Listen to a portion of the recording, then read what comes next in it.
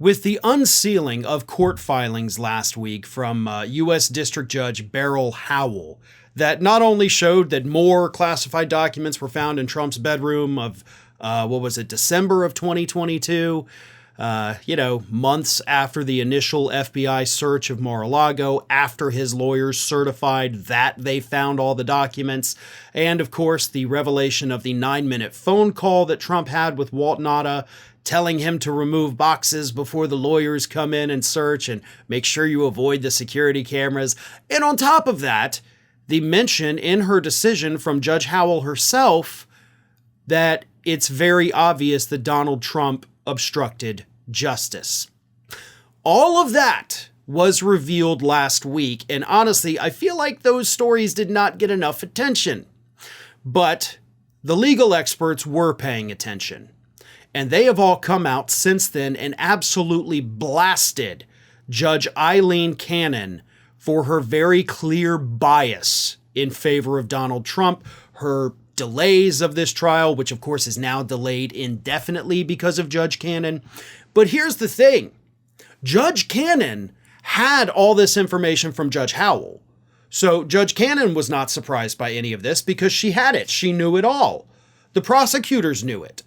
Right? The Trump team knew it. The only people that didn't know it were the public. So Judge Cannon had all of this information, knew that the judge above her said that Donald Trump did all these things and obstructed justice, so he should be hit with more criminal charges, and Cannon still slow-rolled it, still ruled in Trump's favor, still did all of these horrible decisions, many of which were reversed by the appellate court, all to benefit Donald Trump. So as I said, the legal experts were paying attention to this, and they blasted Cannon for everything that she has done up to this point.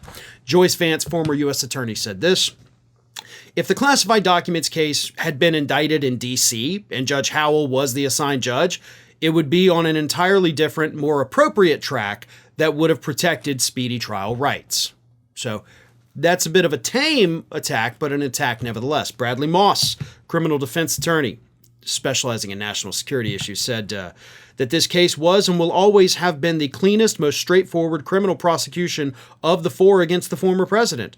That the public won't see it brought to fruition before they go to the voting booth is a stain on the judicial system. Now that, of course, is a direct attack against Judge Cannon as a stain on the judicial system.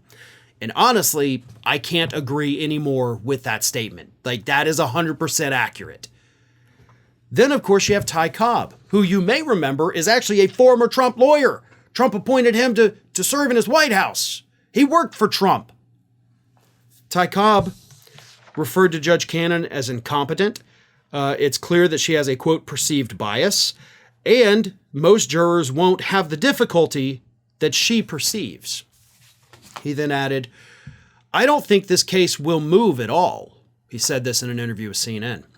And I think the fact that she's scheduling hearings, multiple hearings, sort of one or two motions at a time, is compelling evidence of that. Most federal judges would have long ago ruled on all the pending motions. And frankly, this is a case that should have started trial yesterday or 2 days ago when the original trial date was set. So he, of course, is calling her out because she is intentionally going slow on ruling on all these motions that she is allowed to pile up. Some of them have been sitting in front of her for 9 months, and she just didn't get to them. But earlier in the month, he had actually said that Cannon was not capable of ruling intelligently. He also referred to this whole thing as embarrassing for the judicial system. And that's a guy who once really liked Donald Trump. But this is where we are, folks. This is what is happening with this particular case. The district judge made it very crystal clear. Not only, by the way, do we have all these words and, evidence against Donald Trump in those unsealed filings, we got photographs of Walt Nauta moving the boxes. It's on camera because he didn't avoid the cameras like Trump told him to. So I don't know what more we need. Actually, I do. The one thing we need, and we only need one thing, we need Judge Cannon to be removed from this case. And at this point, there is no excuse at all for Jack Smith to not be working on that right now. Hey everybody, I don't know if you've noticed this, but we are closing in on a pretty major milestone here at Fair and Balanced as we approach 500,000 subscribers. But we're not there yet, and we definitely need your support. So if you're not already, please do subscribe to the channel, and don't forget, like and comment on the videos and share them as widely as possible.